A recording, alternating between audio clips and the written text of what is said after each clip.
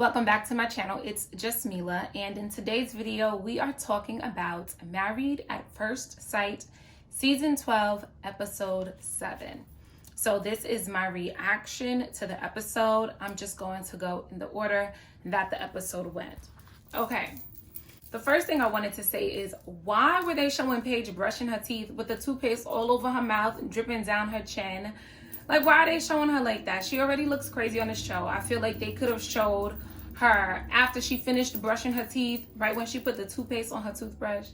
I don't know. I just felt a little kind of way that they had to show her with toothpaste all over her face. Next, Jacob and Haley have come into their new home that they will be sharing together for the rest of the experiment. And Jacob was giving it to Haley, and I was here for it, okay? He was getting her together about her little lies, talking about she doesn't want to hurt his feelings. Well, sis, look what you did now. And I was here for it. She went on to say that she was insulted that he assumed that she was a liar, and he was like, because you are, because you lied. Now, maybe I wouldn't call Haley a liar, but she definitely lied, and she needs to own up to that, period. So I understand why he's upset. And she was offended because she said he was diagnosing her now. And, you know, maybe I need to be educated, but is high anxiety a diagnosis? I don't know. Next, I said that Brie is just annoying. She means no harm. And I don't mean annoying in a negative way per se. She just seems really excited to me about being married and having a man. And so she does that baby voice when she's like, so, and da-da-da-da-da. And hopefully she grows out of that, because it is annoying to watch. So I imagine it could be annoying to Vincent. But child, it's not my relationship, it's theirs. But I just think she's excited to be in the relationship. Then I thought, when we flashed back to Jacob and Haley, she woke up in the morning and said she was by herself. And I thought Jacob left and went somewhere else. I was really surprised, but he was just in the guest room. I was glad that he did not leave the house and that they were still in the same house together. And I also thought it was good that he apologized to her. I'm not sure what he was apologizing for. I don't feel like the camera showed us something that he needed to apologize for, but I still thought it was nice that he could see that she was impacted negatively by whatever actions he took. And so he did the right thing in my eyes and apologized. I wanted to know, did she apologize for lying to him? Because that definitely needed an apology. But I don't know, maybe she did off camera. Next, they were showing us, and I really do not know these people's names fully, Virginia and her man. I think Eric, Virginia and Eric. Okay, so next was Virginia and Eric. And I thought it was hilarious that he was downplaying his allergies to cats. He said he's not deathly allergic, but he gets a runny nose, red eyes, itchy throat, sneezes. I'm like, sir, you are allergic. It's serious enough. And stop downplaying it, because he downplayed it and now she's downplaying it, telling him that he's lying, he's a liar, he's a liar. But I thought that was funny. I thought that Haley's home was nice. She had a nice house. She looks very mature, very grown. And when he said that her mom's outfit was a Karen blouse, I was like, is he using Karen in the way that it's used currently, like present day? I wasn't sure. And I felt like her reaction made me think that maybe she was interpreting it in a different way. He clarified that Karen for him means like an older woman, and he's saying one day you're going to be a Karen too, because you're going to get old. I thought that was funny. So now we're at Eric's home, and I thought his apartment looked really nice. My initial reaction was nice. I thought his apartment looked really good, but Virginia thought it looked like a bachelor pad. And when I hear the term bachelor pad, I feel it has a negative connotation. But I thought his place looked nice. It was simple. There wasn't a whole bunch of stuff all over the place. I wouldn't call it a bachelor pad. I thought it looked like a grown-up's apartment. It was really clean and nice. But Virginia is not here for it. And I get that when they come and see each other's apartments, they are almost there to critique. You're there to check it out, see how your partner lives. But I felt like she was overly critical, and I felt like, well, if you don't like his apartment so much, y'all can move into your homey, cozy apartment that you have. But that doesn't seem like that's on the table. So I feel like you should be looking at the positive in his place and how you can warm it up some versus overly critiquing it. But maybe I'm being sensitive and it's not that serious. So I'll move on. But she did mention when she was leaving that they could sell the place and get something else. And I thought that was like really bold. Whatever. When they get to Jacob's house, and I think he needs to relax on the whole 80s thing. Like, okay, you love the 80s, but everything he takes out of the closet, he's like, and this is from the 80s too. And this is from the 80s 3. And this is from the 80s 4. And I'm like, sir, just show her your closet. Like, you don't have to go, these sneakers are from the 80s. Because me looking at it from the outside, I'm like, oh, those are just some colorful sneakers. People wear colorful sneakers in the 2020s. So I think he needs to relax. He's excited about it. But for somebody who's not an enthusiast like him, it is off-putting. And I don't think he's reading Haley's body language correctly, or he doesn't think it's that annoying or that serious to her. But he could relax some. When Haley and Jacob brought their dogs together, I thought that was hilarious. The embarrassment on his face and the horror on her face just reminded me of like people, adults being out with their children and their children acting up and embarrassing them. So I thought that was funny. Then we get to see Ryan's house. And I thought it was funny when, what's her name? When Clara said about Ryan that he's messier than he would like to admit. I thought that was funny. And I didn't think his cabinets were that bad. That shelf being slanted, part of me was like, is that deliberate? Is that a design thing? But then I started to feel like the shelf fell and he just left it that way. That's what Clara made it seem like. But I was giving him the benefit of the doubt that maybe the shelf fell when he was away and that was his first time seeing it again. I don't know.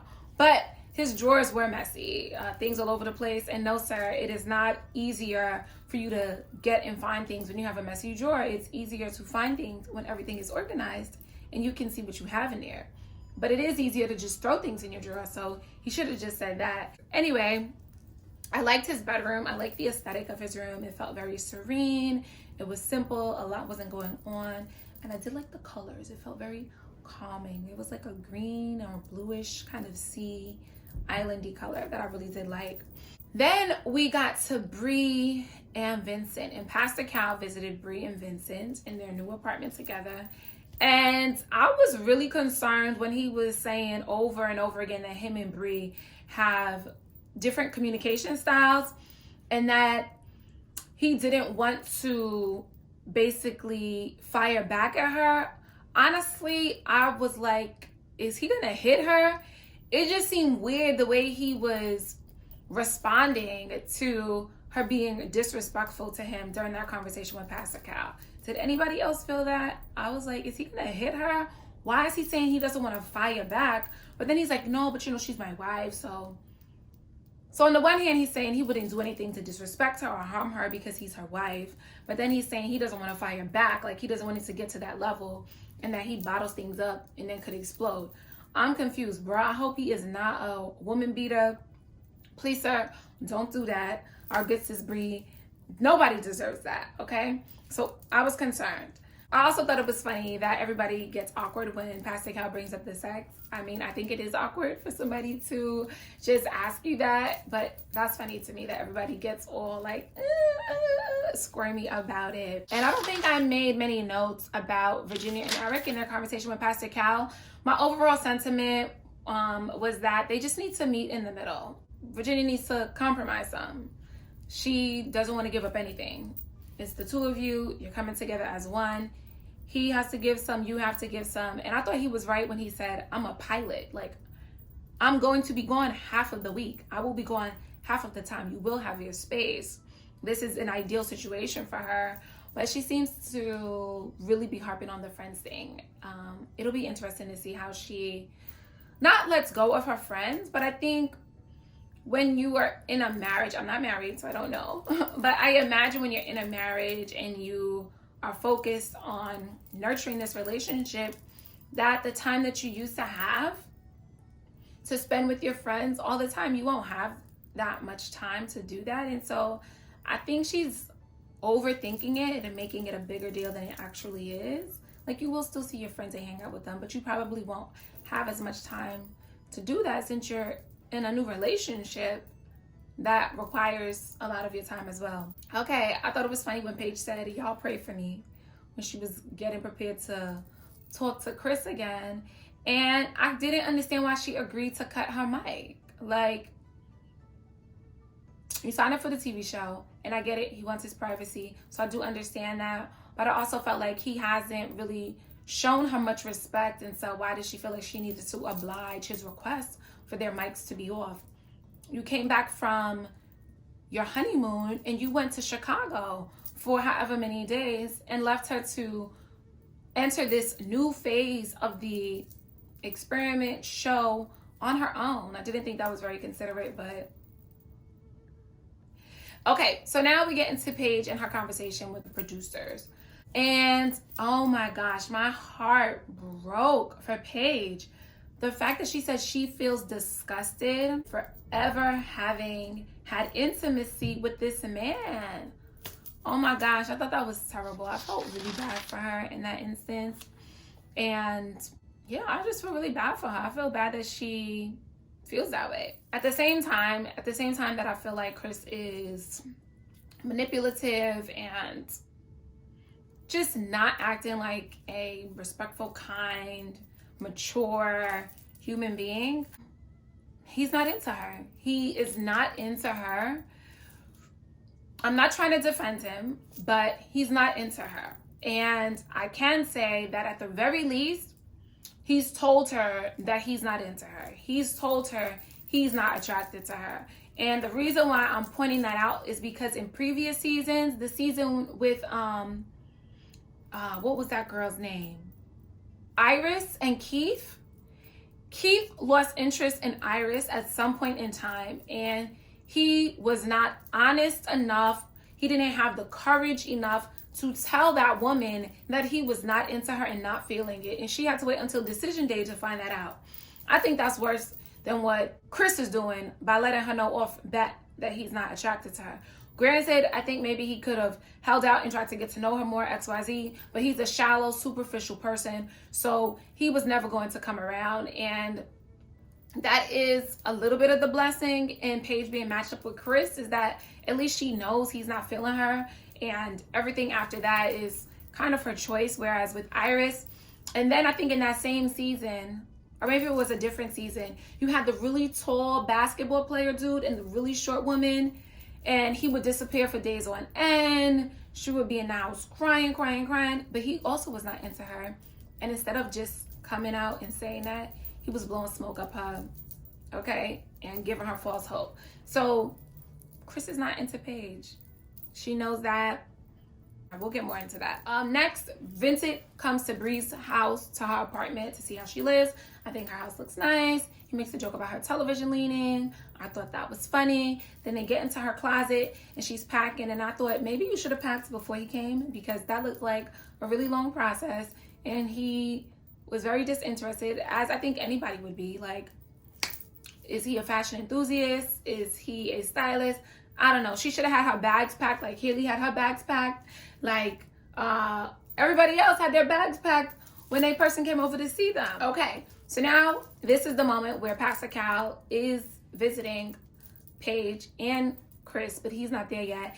And she looked like a visitor in her own home. She was sitting on the couch with her purse and with that styrofoam cup with the straw in it and the lid. And I thought, who sits in their house with their purse on their lap and sipping from a styrofoam cup? So I just feel like maybe she wasn't living there for the past few days, because why would you? Chris isn't there, and the point of being in that space is to have a neutral space for you and your partner, you and your husband, really, and her husband is not there. So I would have went home to my own comfortable house as well, and I think that's what she did. That's why she looked like a visitor in her new apartment, because she was. When Pastor Cal gets into what's been going on with Paige and Chris, and he asks her about the sex and them consummating their marriage, and again, I felt really sad, because he asked her, like, you know, how did things go on the wedding day? She said, I felt like there was a disconnect, you know, and we got back to the hotel and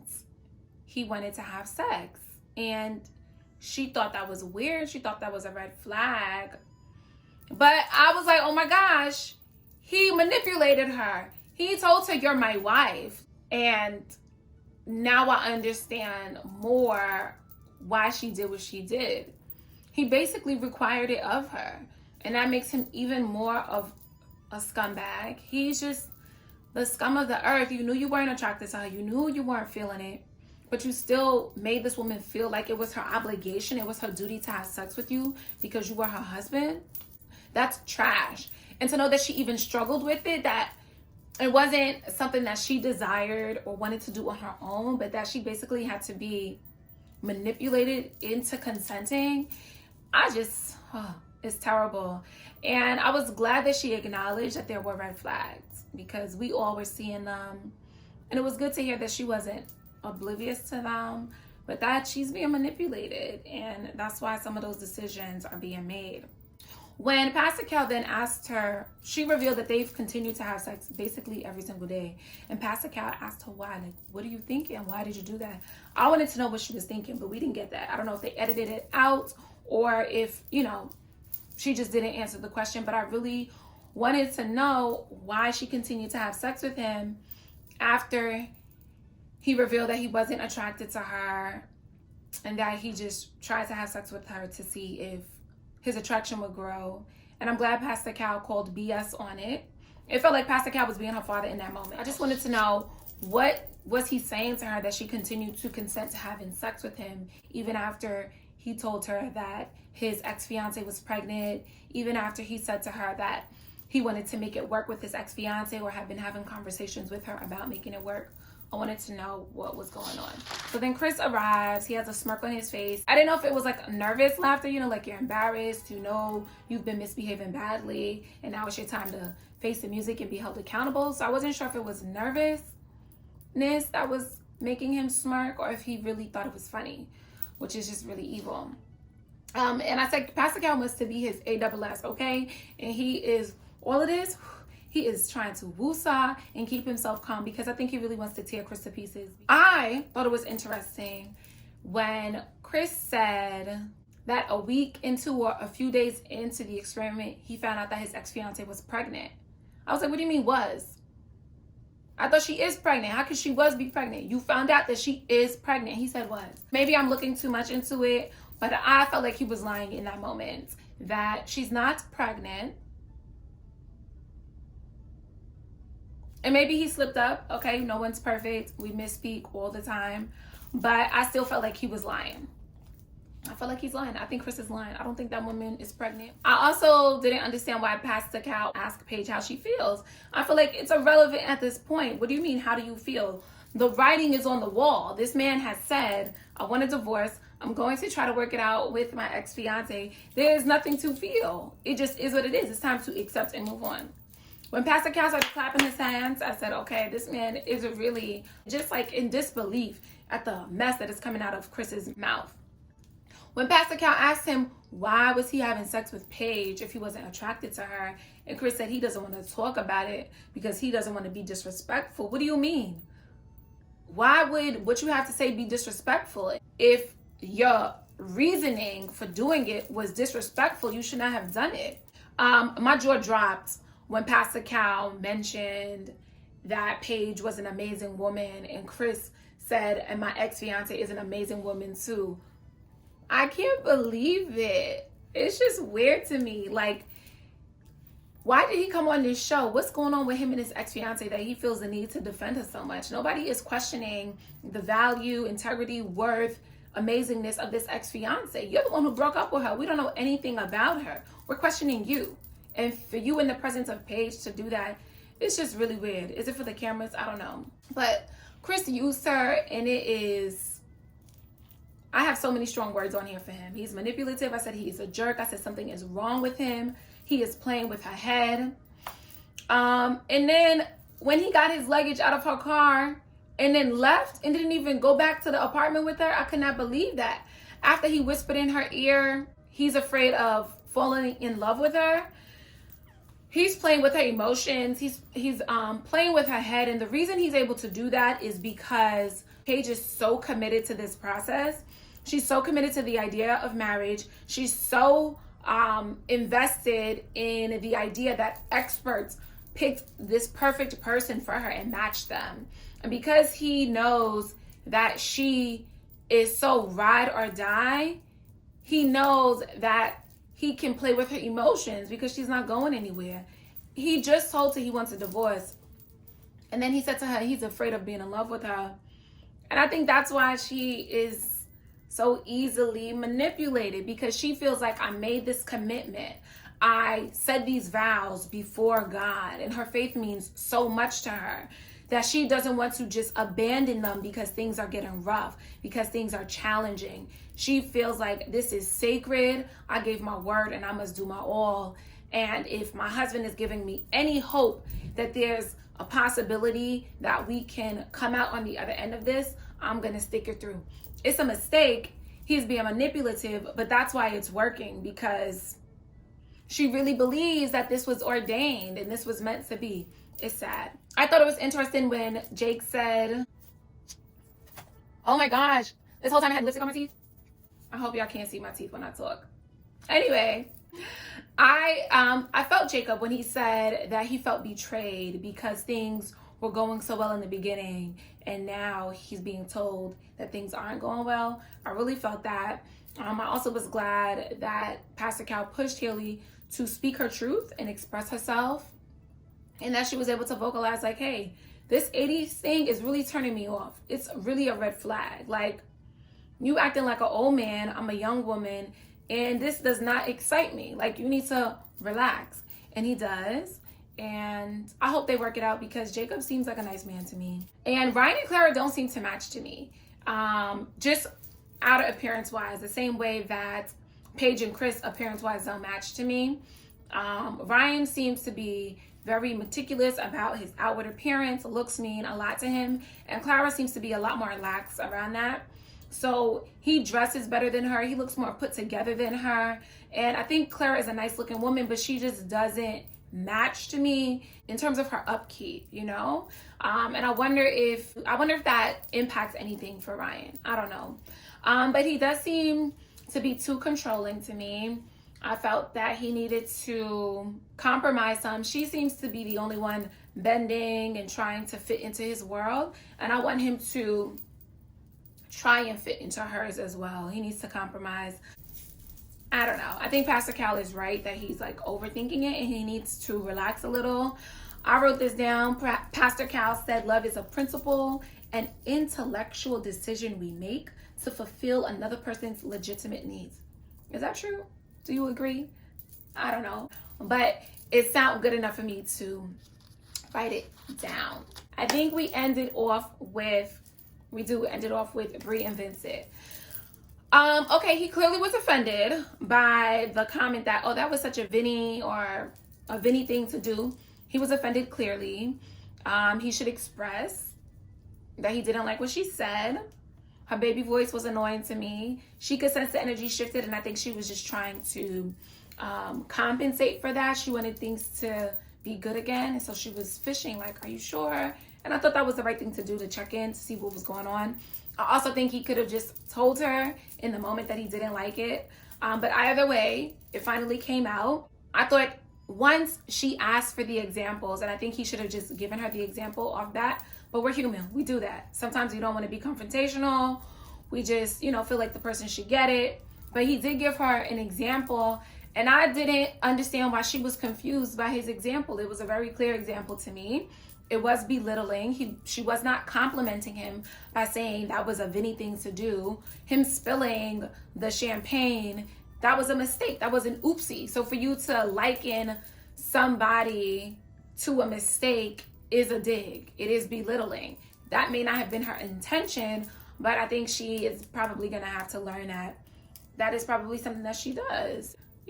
Not intentionally, but it happens. And whether or not she agreed that she was belittling him, she could see that it affected him, and that's how he interpreted it. That's how he felt about it. And so because that wasn't your intention, I think she should have apologized, because you didn't mean for him to take offense. So you should apologize for having offended him, period. And she didn't. It seemed like she was defending herself. I felt like maybe her pride or her ego was getting in the way. and she couldn't see herself as being in the wrong. But I was surprised that he left. I said, oh, he packed his bags and is out. Ooh, that is definitely not a healthy way to deal with confrontation in your relationship. He left. She didn't know where he was going, how long he would be gone. And to me, it didn't seem like large enough for you to leave. It felt like you could still have a conversation, but I don't know how long they were talking about it and how long she pretended to not understand that what she said was not a compliment and was a dig towards him. But anyway, I hope they're able to talk it out and work it out. I am concerned about Vincent. I am. All right, this was my first reaction to Married at First Sight, season 12, episode 7. I hope you enjoyed it. Comment down below. Let me know your thoughts, your feelings, your reactions. And it's JusMeLah. Thank you so much for watching. Remember to like, comment, and subscribe. And I will see you in my next video. Peace.